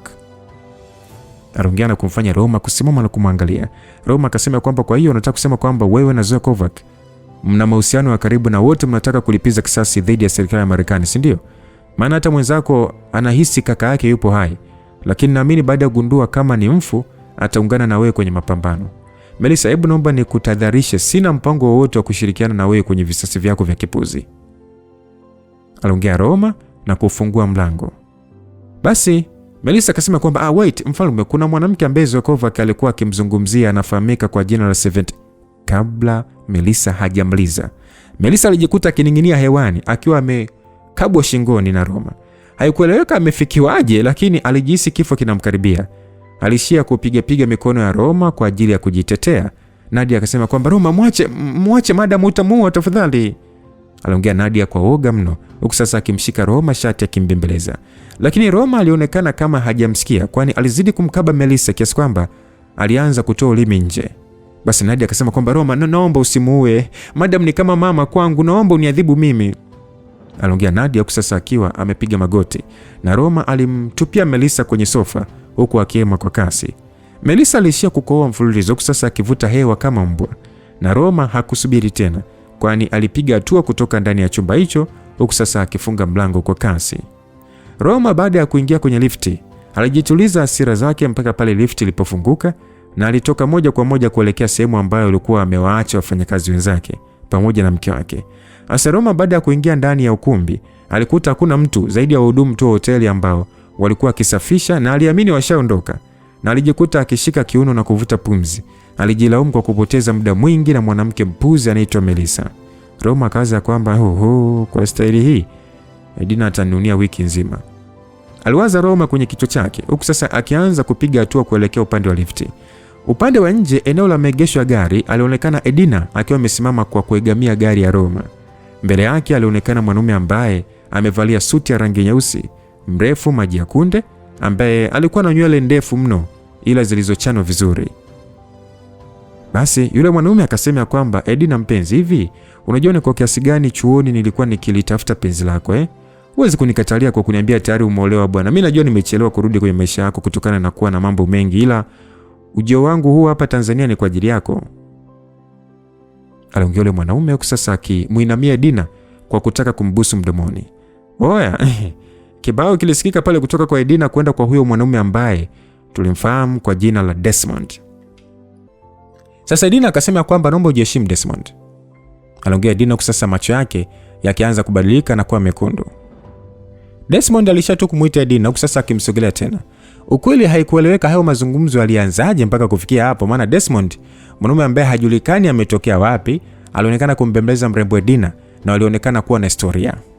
Sasa bwana, kishindo cha mtu kudondokea gari kiliweza kusikika, na Edina alipoangalia vizuri alimwona Desmond akiwa ndio aliyedondoka mita kadhaa kutoka aliposimama yeye, huku sasa damu puani zikimtoka kwa fujo. Roma, mnobo mwache basi, aliongea Edina huku sasa akikimbia na kumzuia Roma kwa mbele, huku sasa akipanua mikono. Haikueleweka Roma alifika muda gani, ila sasa macho yake hayakuonyesha namna yoyote ya Desmond kuchoropoka akiwa hai. Sasa msikilizaji, naomba nikurudishe kidogo dakika chache nyuma. Edina alisema kwamba Desmond, umefika lini Tanzania? Aliongea Edina baada ya kumsogelea Desmond, na hata Desmond aligairisha kuingia kwenye lifti na Desmond alijikuta kitabasamu. Desmond akasema kwamba Edina, ndio kwanza naingia Tanzania, lakini mimi sikudhania mtu wa kwanza kutana hapa nchini ni wewe. Edina akasema, "Oh, ndio nafika." Desmond akasema, "Ya, masaa mawili yaliyopita nimefikia kwenye hoteli hii." Aliongea Desmond huku sasa akimwambia Edina wakaketi kwenye eneo la mgahawa kwa ajili ya kuongea. Na Edina licha ya kwamba alikuwa eneo hilo kwa ajili ya kumtafuta Roma, ila aliona sio mbaya kuongea na Desmond, rafiki yake wa kitambo. Desmond na Edina walikutana miaka 10 nyuma kwa mara ya kwanza, na walikutana kwenye ndege nchini Kenya wakati Edina akielekea masomoni kwa mara ya kwanza ngazi ya shahada nchini Uingereza. Wakati Desmond na Edina wanakutana kwa mara ya kwanza, Desmond kwa upande wake alikuwa akirudi Uingereza kuendelea na masomo yake ya masters course ya political science baada ya likizo kumalizika. Na kutokana na kwamba wawili hawa walikuwa wamekaa siti za pamoja, lakini pia kuelekea wote Uingereza kwa ajili ya masomo, ilikuwa ni rahisi kwao kuongea, na jambo hilo lilikuwa ni rahisi sana kwa Desmond kutokana na kwamba ndio kwanza Edina anakwenda kwanza masomo yake. Upande wa Edina alifurahi kukutana na Desmond kutokana na kwamba angekuwa ni mwenyeji wake kwenye safari, na upande wa Desmond yeye alitokea kuvutiwa na uzuri wa Edina, na kwake aliona ni bahati kubwa kukutana na Edina.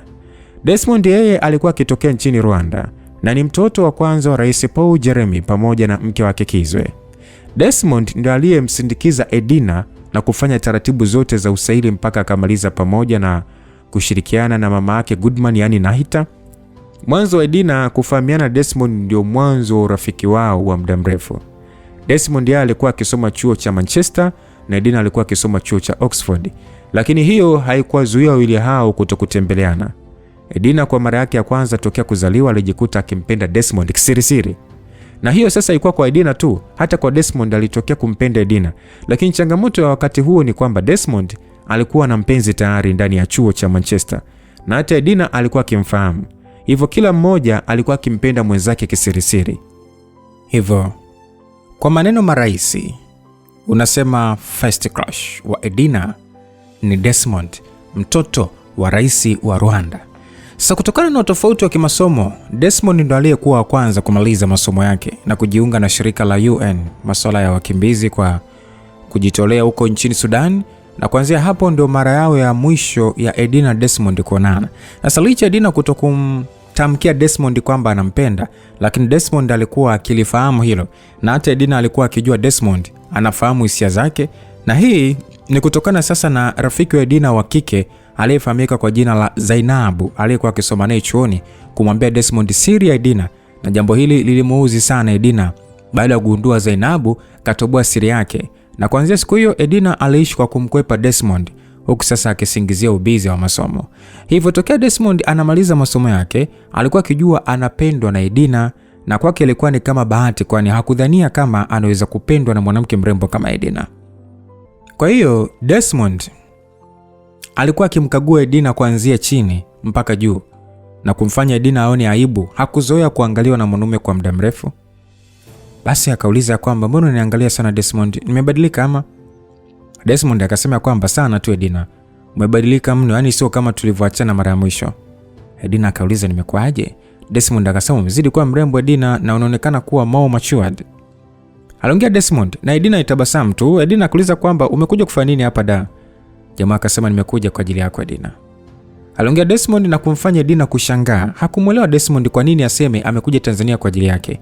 Edina akauliza kwamba unamaanisha nini kuja kwa ajili yangu?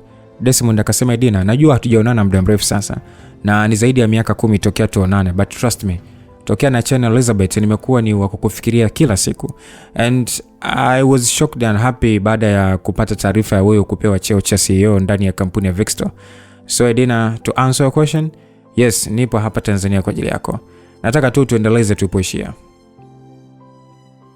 Aliongea Desmond na aliona hana muda wa kuremba kuweka madhumuni yake wazi moja kwa moja. Edina akasema kwamba Desmond, wait, unamaanisha nini kusema kwamba unataka tuendelee tulipoishia? Desmond akasema, Edina, nadhani ushanielewa tayari. I know I was foolish back then. Baada ya kupewa taarifa na Zainabu juu ya hisia zako juu yangu yani. Edina alimstopisha akamwambia kwamba Desmond, usiendelee kuongea. Desmond akasema, kwa nini Edina? Edina akasema kwamba Desmond, I'm married now, so I did not get a chance to refute what she told you back then. But it is true, sikuwa na hisia na wewe kama unavyojiaminisha hivyo. So naomba tu uache kuongelea mambo yaliyopita, na kama una jambo lingine la kuongea mimi naondoka. Aliongea Edina huku sasa akionyesha ukasirika. Kwa upande wa Desmond, alijikuta akipigwa na kitu kizito kichwani. Ni kama hakuwa amemuelewa Edina vizuri juu ya maneno yake, hasa kwenye neno married. Na alikuwa kwenye mshangao kiasi kwamba hata Edina alivyoanza kupiga hatua kuondoka ndani ya hilo eneo, jamaa hakujua kabisa kwamba Edina kashaondoka.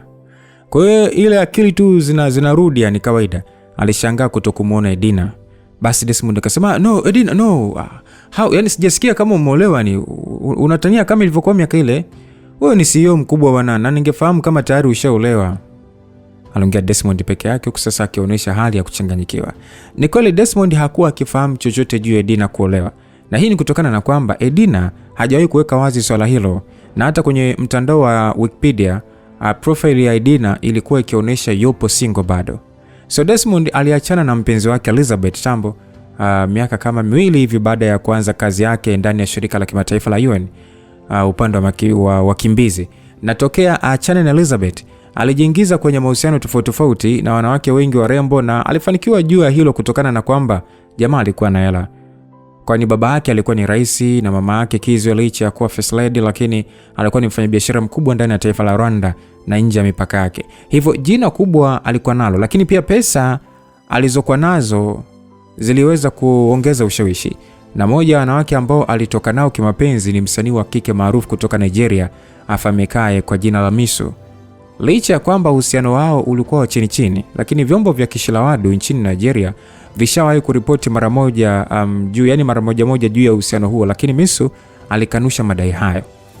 Sasa baada ya miaka mingi ya Desmond kufanya kazi kwenye mashirika makubwa duniani, baba yake Paul Jeremy alimtaka arudi nyumbani ili ajiingize kwenye masuala ya kisiasa kwa ajili ya kumwandaa kama mrithi wake. Na hiyo yote ni kutokana na Jeremy kumpenda sana Desmond kutokana na uwezo wake wa akili. Sasa Desmond tokea aliporudi nchini Rwanda, mama yake na baba yake walikuwa wakimkalia vikao vya kumtaka aoe, kwani umri ulikuwa ukienda. Lakini pia haikuwa picha nzuri kwa kuwa na cheo kikubwa serikalini pasipo kuwa na mke.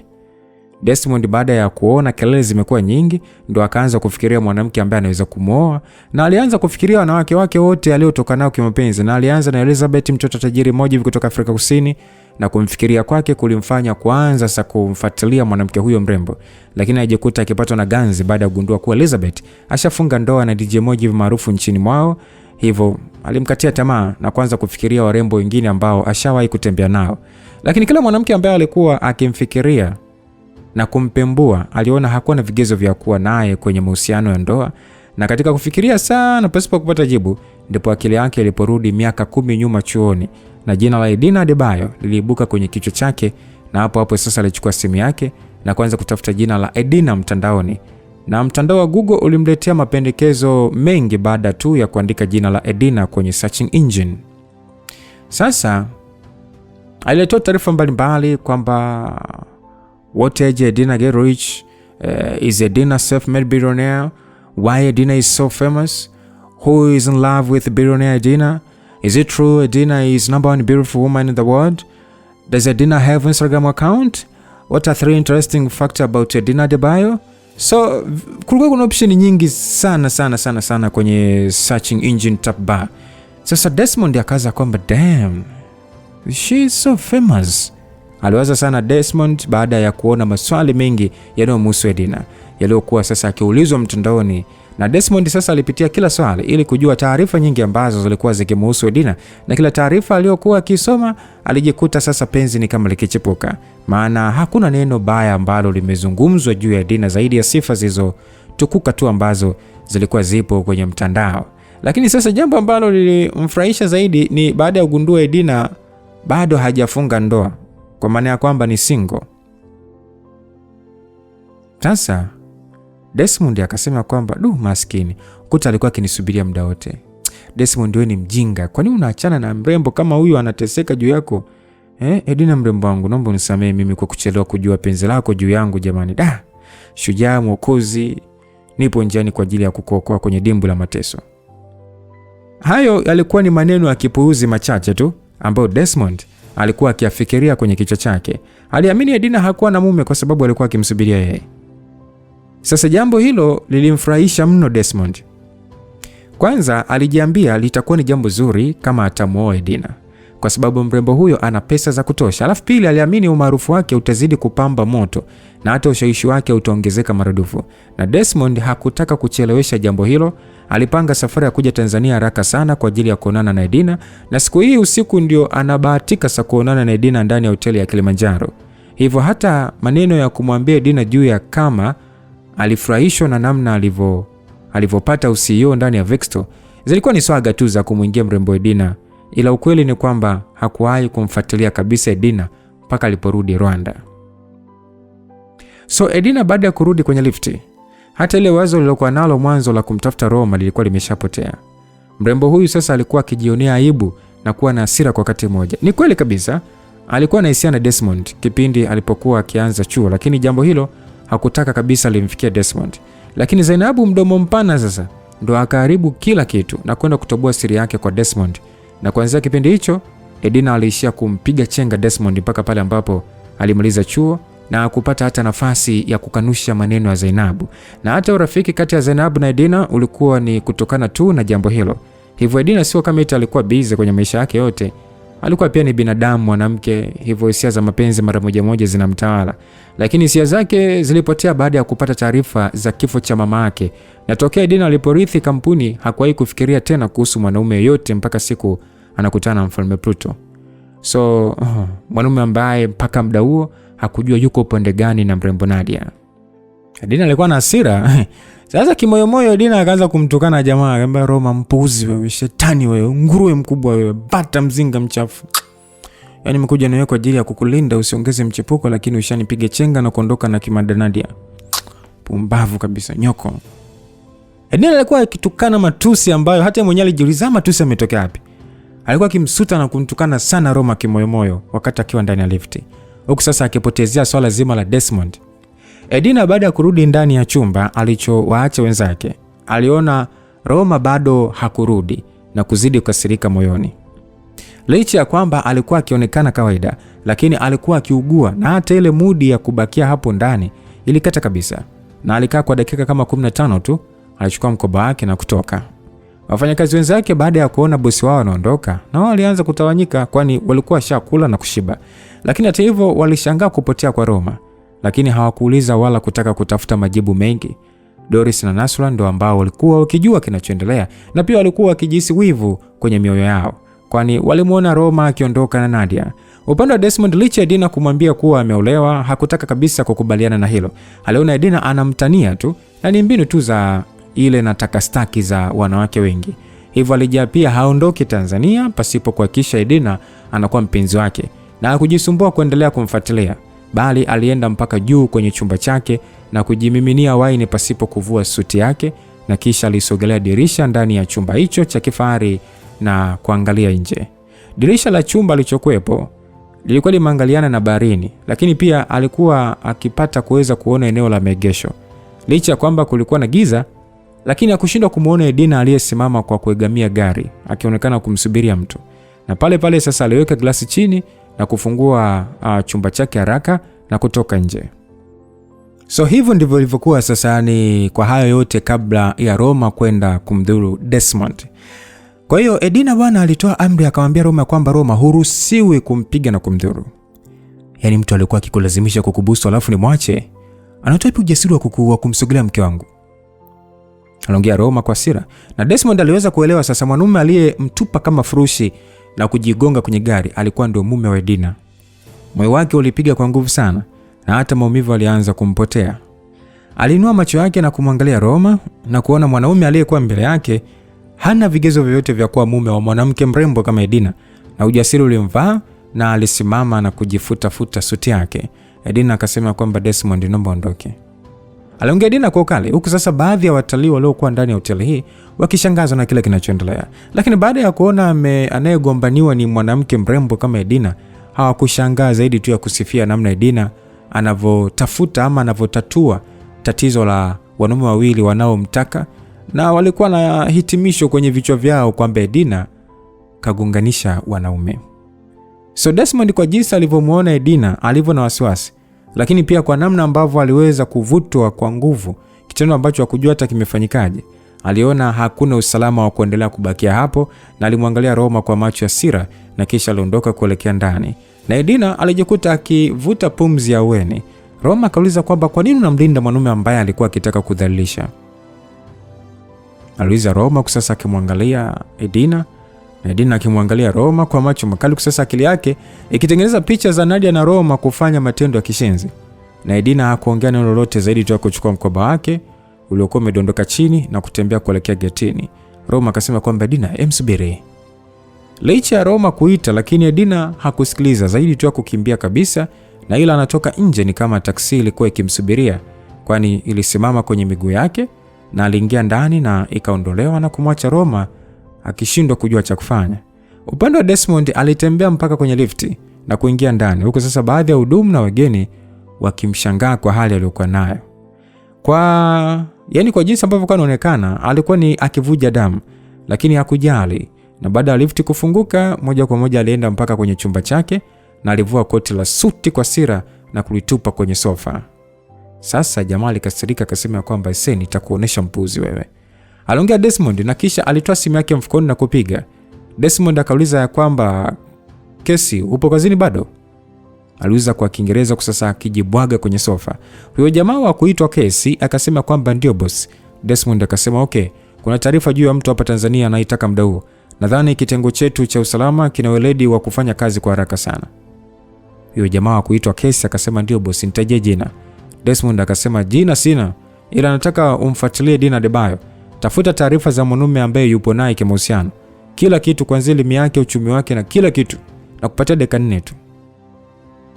Basi huyo jamaa akajibu kwamba bosi, kuhusu Dina, bwana taarifa yake ipo hapa Ikulu. Subiri na kutumia faili la mume wake sasa hivi. Desmond akasema okay, fanya hivyo na uhakikishe swala hili linakuwa siri. Babangu hatakiwi kufahamu. Basi huyo jamaa kuitwa Kesi akasema sawa bosi. Alikata simu na kisha akachukua chupa Hennessy na kumimina kilevi kwenye glasi na kuigida. Tena aligida kwa hasira sana na kuweka glasi chini juu ya meza, na simu yake ilitoa mlio wa notification. Na alichukua ile simu na kuingia WhatsApp na kuona faili ambalo limetumwa na Kesi. Huyu jamani IT wa kitengo cha usalama ndani ya ikulu ya babake. Kadri alivyokuwa akisoma taarifa iliyokuwa ikihusiana na Roma Ramon, uso wake ulipambwa na tabasamu la kifedhuli ambalo lilikuwa linaashiria dharau. Sasa Desmond akasema kwamba mpuuzi mmoja mbeba mizigo kutoka soko la Mbagala anishinde? Ni matusi, na nikishindwa kumdhibiti Roma, sifai hata kumrithi baba. Licha kwamba anaonekana kuwa na elimu ya Harvard, ila inaonyesha huyo hajamsaidia chochote. Roma Ramon, mimi ndo Desmond Jeremy. Kila kitu nimerithi kutoka kwa mama yangu, sio kwa baba yangu mpole tu. Najua ninachohitaji kwenye maisha yangu, na hivyo siwezi kushindwa hata kidogo. Nitakuua na nitamchukua Dina na nitamfanya kuwa mke wangu. Aliwaza hivyo Desmond, huku sasa akisimama na kuanza kufungua vifungo vya shati, na ila anamalizia kifungo cha mwisho, mlango wake uligongwa na kumfanya kukunja sura kwa sira na kutembea mpaka mlangoni, na alitumia PayPal kuchungulia nje na aliona sura ya mwanaume ambaye hamfahamu. Basi kwa sauti ya bass akaambiwa kwamba wewe ni nani? Basi yule jamaa aliyekuwa anagonga akajibu ya kwamba naitwa Elvis Temba, mtoto wa mkoa wa Dodoma na kiongozi mpya wa kundi la Black Mamba. Desmond akasema kwamba okay, unataka nini kutoka kwangu? Jamaa akajibu kwamba anahitaji tuongee juu ya namna ya kumwadhibu Roma Ramon. Nimeona kila kitu kilichotokea dakika chache nyuma eneo la maegesho magari. Aliongea hivyo Elvis Temba na kumfanya Desmond kufikiria kidogo, na kisha akashika kitasa na kufungua mlango na kumkaribisha Elvis Temba. Mwanaume aliyekuwa mbele yake hakuwa akimfahamu, lakini alimfungulia kwa sababu aliamini kuna manufaa ya kufanya hivyo. Sasa basi, kukutana kwa Elvis Temba na huyu mtoto wa Rais Jeremy kutoka Rwanda ambaye tunafahamu kwa jina Desmond, itakuwaje msikilizaji kwenye kumwangamiza ama kupambana na Roma? Lakini pia tukumbuke ya kwamba kama Desmond wazazi wake ni yao kina Jeremy, basi huyu Desmond ni ndugu wa nani? Wa Edina. Huyu ni ndugu wa nani? Sasa unataka kubisha nini? Sasa Edina babake ni nani? Si ni Jeremy? Msho wake ni Jeremy, Edina huyo. Lakini tutafahamu mengi zaidi msikilizaji tutakapokutana sehemu inayofuatia baada ya kuona Elvis Temba kumfuata Desmond ili waungane kuweza kupambana na huyu mwamba wa kuitwa Roma Ramon. Na vipi kuhusiana na wivu ambao sasa umeshaanza kumpata Edina? Edina anataka awatoe michepuko wake wote ili sasa abakie kama wife material, yani mke pekee kwa Roma. Sasa Roma anapenda shughuli, anapenda midinywano. Sasa je, Edina ataweza kuhimili huo pepo peke yake? Bora wawepo michepuko kuweza kumsaidia hilo jukumu. Langu jina Lucas Lumbas, God bless you till we meet again. Bye bye.